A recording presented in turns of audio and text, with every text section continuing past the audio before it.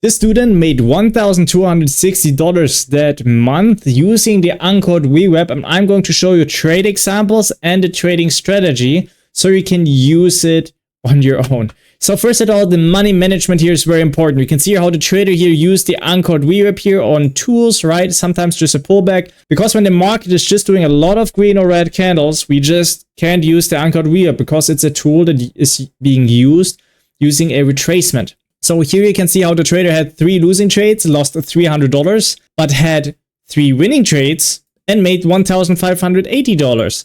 And this is something what is just very important, using a very good money management strategy.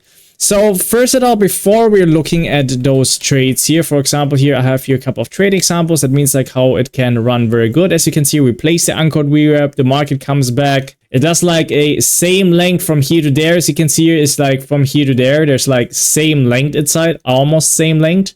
This is like what is very important. And then once the market does like the first green candle doing the same length, like here, for example, look, this length here, and then the first green candle. This is just something what is very important using trading. That means that we don't use, for example, this green candle, right? Without using the Anchored VWAP first. That means like we need to first read and understand in what direction market is going at, and then use the Anchored VWAP. So we're going to start first with literally about taking a picture in the beginning. I'm going to show you how we're doing it. It means you open TradingView, you sign in, use the ES1 exclamation mark and the 1 minute chart, and then you go to the right side. And here it's very important that you're at the current time. Very important, 9 a.m. to 4 p.m. Central Time. Make sure that you only do this in the US session, because the market in the US session is running very good to trade at. But when the market is not at the US session, it's literally not recommended, because the market will not run very smoothly, right? Because the market is usually in the US session very good in trading, and overnight it's just not that nice because of market movements. I'm going to make you an example. You have here, for example, your trading time. Let's say here, for example, from 1 p.m. to like 3 p.m. you want to trade. So you look at the past 1 or 2 hours, what market length the market did. And for that reason, I love to use something that is called the path tool. And with the path tool, you can draw in what the market actually did, as you can see here, like that. And then once we were drawing in the average market movements, now we move them forward like this, for example, whatever makes most sense. Because you can see here, the market did this length from here to there.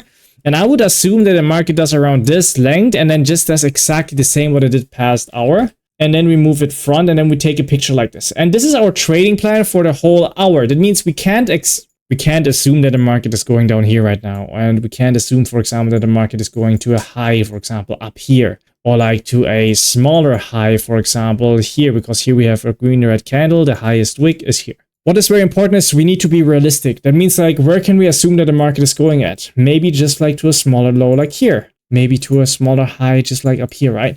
But as you can see, the drawing says we are assuming just the market is in a consolidation phase. And this is what the student did here. That means here you can see how the trader starts his trading time, just like draws in what he assumes the market is going to do within an hour. Here we have a bigger structure low, the bigger structure high is too far away. And then we're looking at, is the market really going down here and then just consolidates, or do we see that the market is pushing up? And here we can see how the market was going down and then does here a lot of green candles and pushes higher. So when there's no consolidation phase, I think it's very good to trade. But for your trading plan, when you assume there's a consolidation phase, because you can see here how the market was spent here a lot of time, it's important to write down also we will take 0 trades and hold ourselves accountable to that. Only when we see then that the market is pushing out, as you can see here, higher, this is then where we try to trade, and of course higher.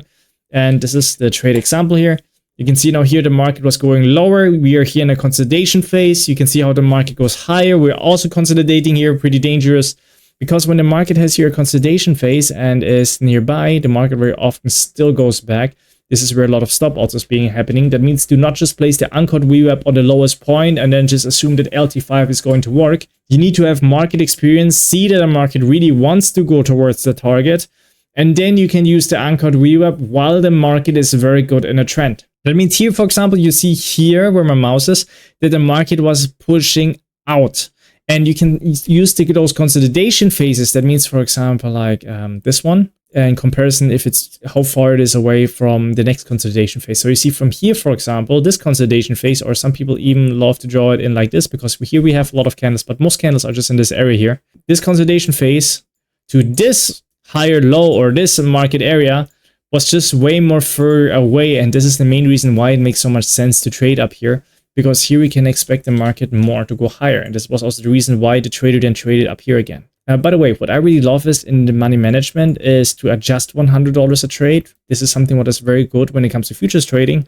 And then we can make $730, $500, $300 a single trade just by going in our direction. And when it goes against us, we just lose the $100. As you can see here, entering after the color switch, stop placement at the color switch, and then aiming for a high. This is target 2 here.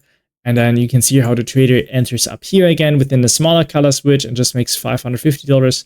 Just like within here, the next target, right? And then you can see here, there is no other target. The only next target, by the way, I'm going to show you this one, is this high here. And from this high to the next high is a huge distance. So the thing is like, sometimes you might see that you try to trade and then the market is not touching the target.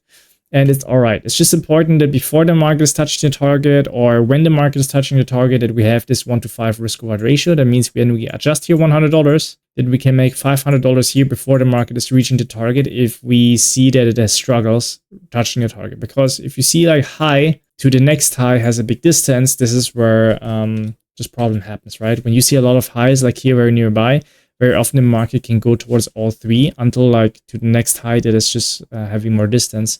As is here with this trade example, where the trader was exiting and then the market here just had some struggles going more in the same direction, right? So make sure those consolidation phases are away. And then when that's happening, then we place the anchored VWAP on the low where the market is pushing out. That means this is the low. This is the higher low of structure. We let the market push out with lots of green candles. This was the length what the market did, very important. And because the market did this length, we're assuming the market would do around the same length. And you can see how the trader, this is the main reason why the trader exited and here also the trade, right? Because the market had here its target already. The trader saw already the market has here complications already to go more higher, for example. Maybe wants to go back here to this other high. And that's why the trader exited the trade, what is very awesome. So next trading example is when you see, for example, that the market does a lot of red candles and you have an anchored VWAP. That's what I mean. If you don't look at targeting, then the problem is that when you see here a lot of red candles, you might just try to trade a green candle, but this will mostly not work. And this is the main reason why you should never, ever just trade a green candle because the market is touching an anchored VWAP and the market is doing some green candles. You need to have always a trading plan. That means like picture number 1 in the beginning. Where do you see the market is going at for your trading session? Going to this high? Okay, I understand. But then look at how far distant the targets are. So when you see that the last high was here and the next high is there, that's a massive distance. And the market did not do here any proper retracements. That's a big problem because you want to see that the market is retracing properly, for example. Like there is something fishy here. That means you can see also how the trader was drawing in and first assuming the market will go down, retrace, then only go to its own high here, needs to retrace again and then to the next high. And yes, this is not some fantasy stuff. This is literally about based on experience. And then you see here on the second picture how the market literally did the same thing as the drawing, came back and first only reached its own target. Is it bad then to enter here a trade and just have a losing trade? And my answer to this is if you don't have that much experience, I think it is not at worst. Because the money-making activity is to place 10 to 20 trades. Let's just assume 10 trades, $100 a trade, for example. And if you have, for example, 4 winning trades, that's $2,000. And if you have 6 losing trades, that's literally like, that's minus $600, for example. You would be still making $1,400. So that means not every trade needs to win. If you have only 3 winning trades and like 7 losing trades, that's $800. If you have 2 winning trades and 8 losing trades, that would be $200 in making money, because every trade is very important that we make. And before entering the trade, we want to see that it makes sense, that we can adjust $100 a trade, as you can see here, and make minimum $500 in average. It means there will be trades we make maybe like $500 or $700 or $800, and there will be trade we maybe just make $100, $200 or $300 or even a $100 loss. And the average of each winning trade should be around $500 in average. Use this method, making the pictures in the beginning, as I just showed you. Make a picture once the market was here in the beginning. Make sure you see here 1 or 2 days, minimum 1.5 and 2 days would be good.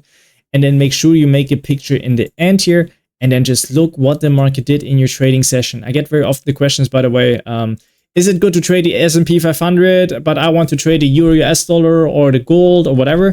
And it's like asking, can I swim also competitive instead of water in thick oil? And I mean, like, yes, you can swim in thick oil. It is possible, but it's just not efficient.